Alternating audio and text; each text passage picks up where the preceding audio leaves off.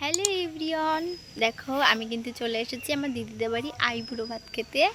আর এটা কিন্তু আমার দ্বিতীয়বার আইবুড়ো ভাত হচ্ছে আমার দিদিদের বাড়ি। আর এই যে দেখো আমার মাম্মাম, আমার একটু মাম্মাম বলো। তুমি কী দিয়ে ভাত খেয়েছো? আর কি শুনা।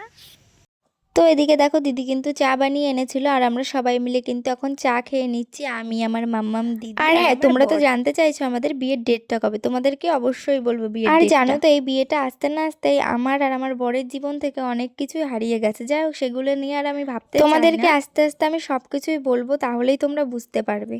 আর তার আগে তোমাদেরকে একটা কথা বলে দিই, আমাদের কিন্তু রিসেপশনটা হচ্ছে না। আর কি কারণে হচ্ছে না সবটাই তোমাদের সাথে আমি শেয়ার করব।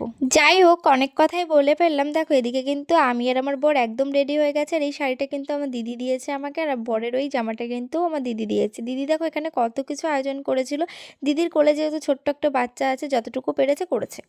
তো যাই হোক গাইজ, আজকের ব্লগটা আমি এখানেই শেষ করছি। আর আমাদের বিয়ের ডেটটা এর পরের ব্লগে তোমরা দেখতে পারবে, সব কিছু জানতে পারবে।